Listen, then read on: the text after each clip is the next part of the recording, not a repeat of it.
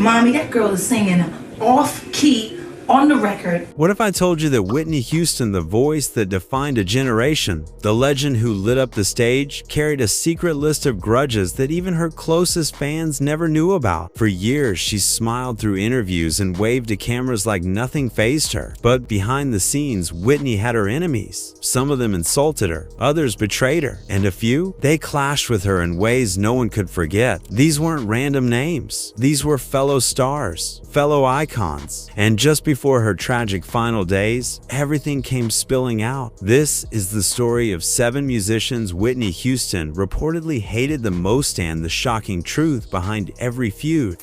Let's start with number 7, Stacey Francis.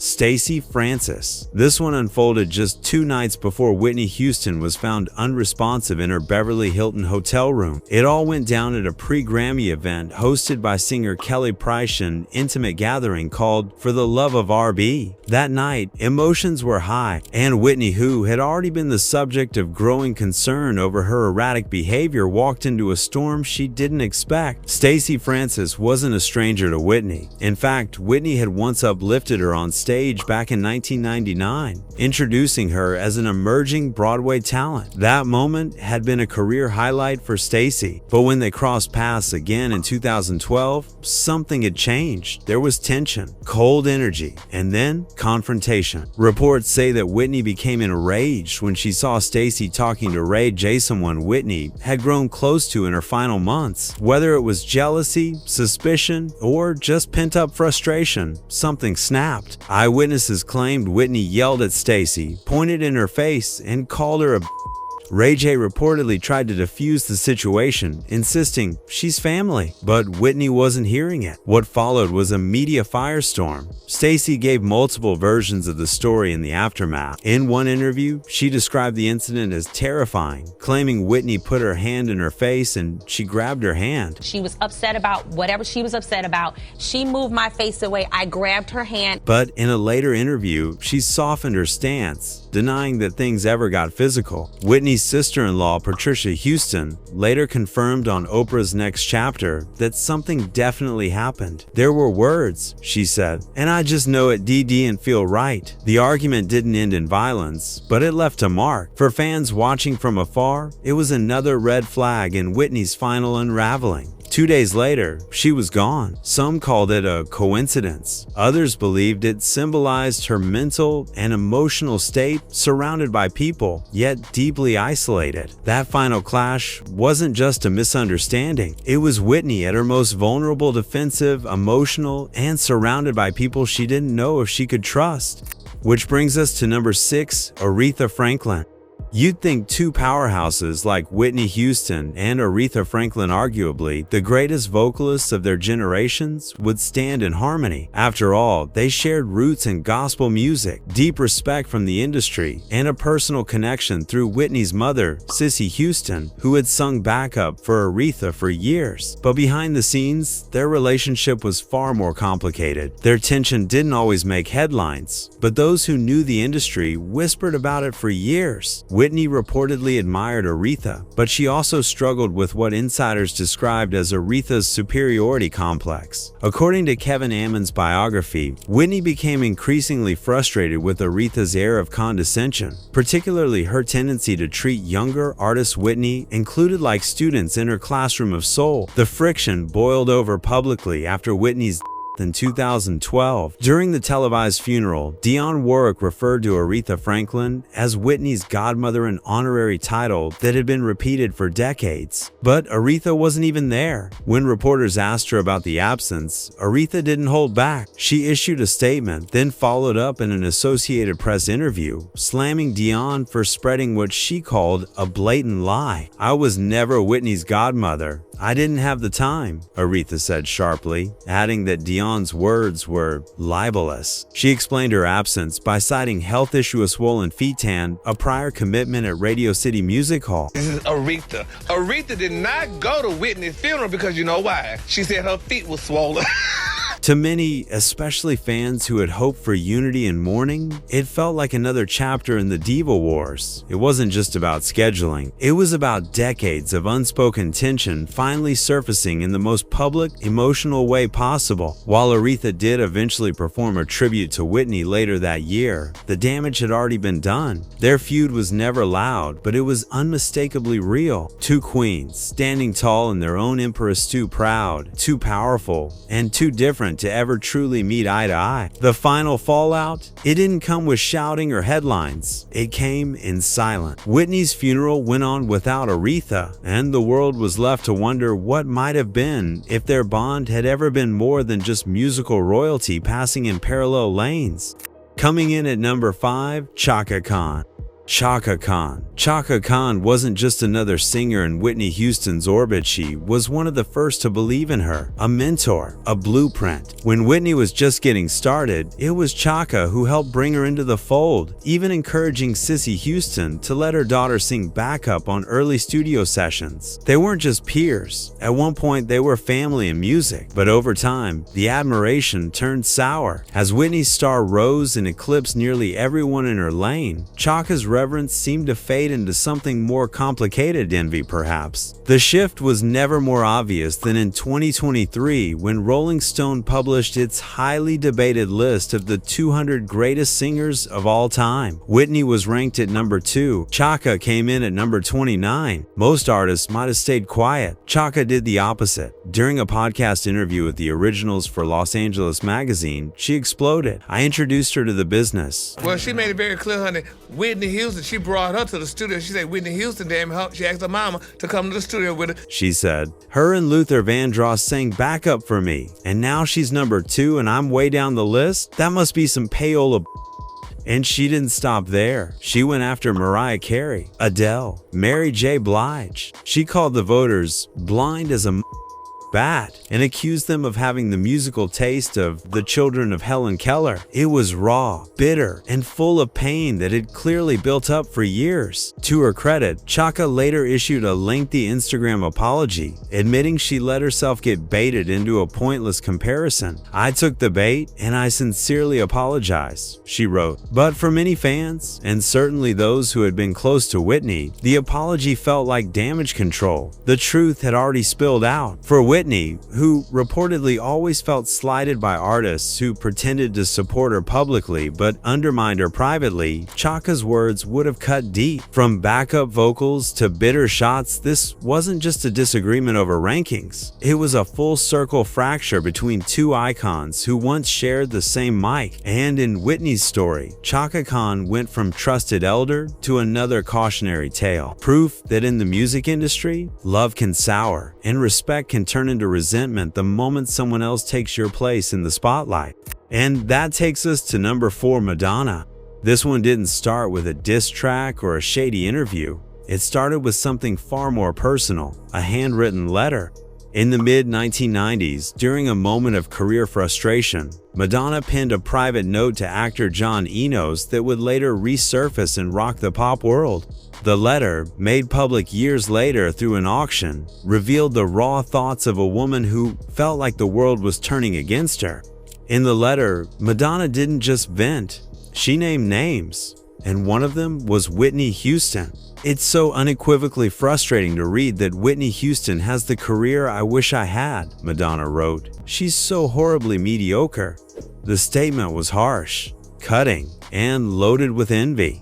In another interview, she said she once walked in a studio where she took voice lessons and found one of her teachers humming Whitney Houston's song. It made her devastated. Her studio where I take lessons, and I walked in and she was humming Whitney Houston's song, and I was devastated. This is what I'm dreaming about. At the time, Madonna was grappling with intense backlash over her erotica album and her sexually explicit book. She felt punished by critics and the public for being provocative, while artists like Whitney, who had maintained a more wholesome, polished image, were still being celebrated. To Madonna, it wasn't fair. She poured her soul into pushing boundaries. Yet it was Whitney Houston, reserved and radio-friendly, who was embraced as a pop icon. The letter exposed just how much Madonna resented being compared to her and how threatened she felt by Whitney's success. But while Madonna's words were written in private, the damage was public. When the letter went viral, fans were stunned by the bitterness behind it. And though Whitney never addressed the letter publicly, sources close to her say she knew about it and she never forgot it. There were no televised interviews, no red carpet confrontations, just cold distance. Insiders described it as a quiet rivalry that existed for years. Two women at the top of their game but standing on opposite ends of what it meant to be a female pop star in the 90s. Madonna was rebellion. Whitney was tradition. One pushed boundaries, the other honored them. And in that contrast, there was always tension. For Whitney, the words in that letter likely stung not just because they were cruel, but because they came from someone she once respected, someone who should have been a sister in the industry, not a silent rival. Their feud wasn't headline-grabbing, but it was deeply personal. A reminder that even behind closed doors, the industry could be brutal and the wounds it leaves, they last a lifetime. At number 3, Paula Abdul. Whitney Houston didn't just admire vocal talent, she demanded it. In her world, singing wasn't about flash or choreography. It was about range, soul, and the ability to command a room with nothing but your voice. So when Paula Abdul rose to pop stardom in the late 1980s and early 1990s, Whitney wasn't just unimpressed, she was offended. Abdul, a former Lakers cheerleader turned music video choreographer, had carved out her own lane in the industry with high-energy dance tracks and flashy performances. Her hits like Opposites Attract and Straight Up dominated MTV and the Billboard Hot 100. But for Whitney, chart success didn't equate to artistry. She saw Paula as a symbol of everything wrong with a music industry increasingly driven by image over substance. In rare behind-the-scenes home footage shown in the 2018 documentary Whitney, the icon didn't hold back.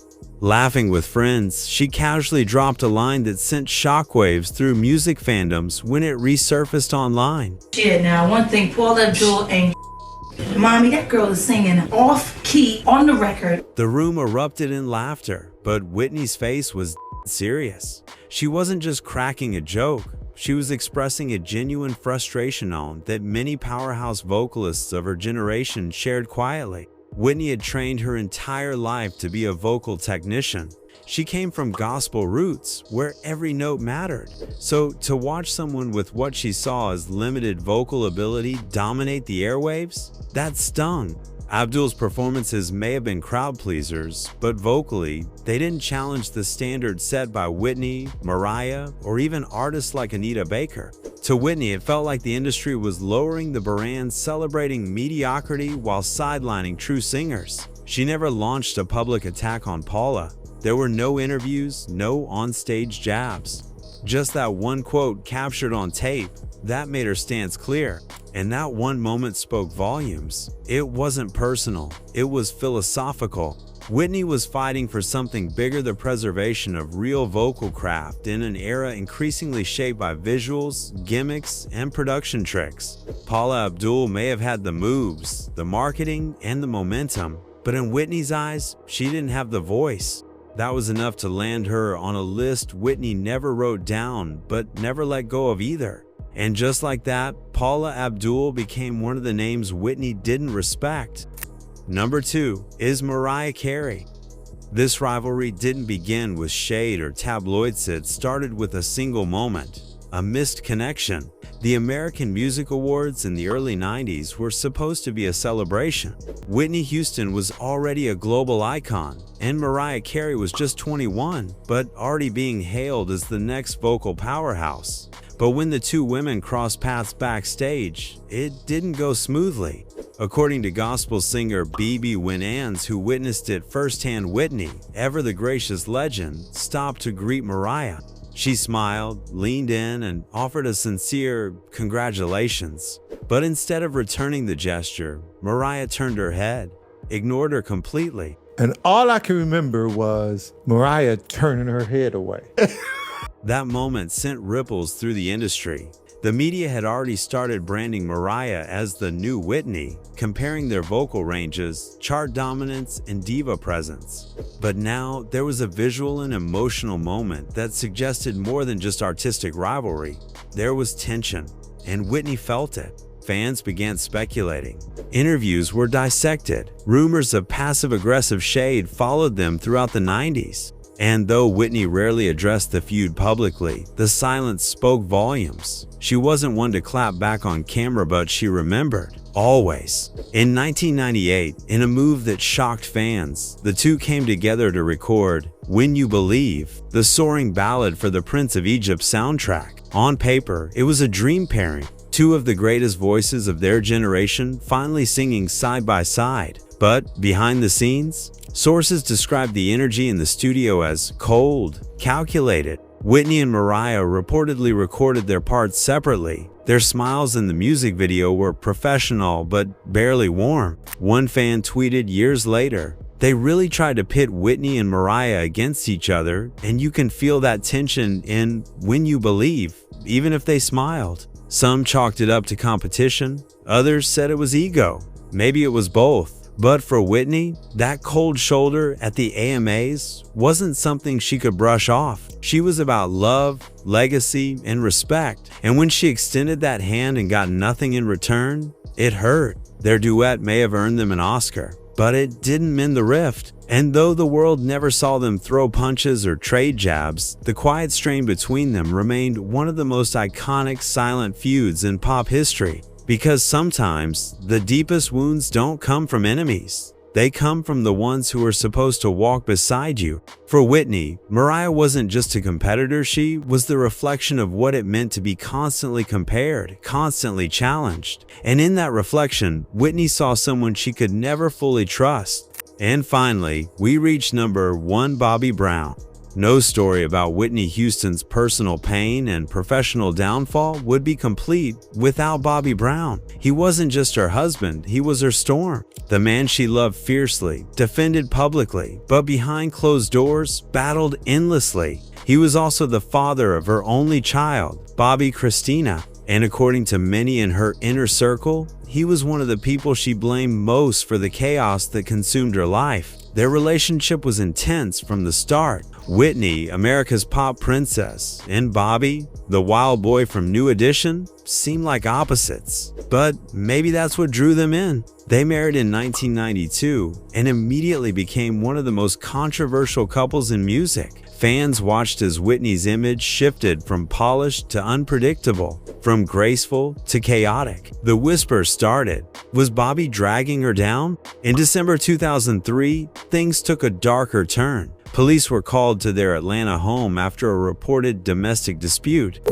Fulton County 911, what's the address of the emergency? Ma'am, I'm at, According to the police report, Whitney had a bruised cheek and a lip. She told officers Bobby had struck her with an open hand during a heated argument. No one was arrested, but the photo of Whitney in a black turtleneck, head down, visible injury circulated widely. Bobby denied it. At a 2018 TCA press event, he said the public record was wrong, that he never hit her. But the damage had already been done not just to her image, but to her spirit. In the revealing documentary, Whitney, Can I Be Me? Close friends and longtime bodyguards confirmed that Whitney felt stuck, that she loved Bobby, but also deeply resented him, not just for the abuse but for feeding into the toxic arguments and the instability that nearly destroyed her career. Still, Whitney stayed. Out of love, fear, habit, maybe all three. Even after divorcing in 2007, their bond, however unhealthy, lingered. Bobby remained part of her story right up to the end.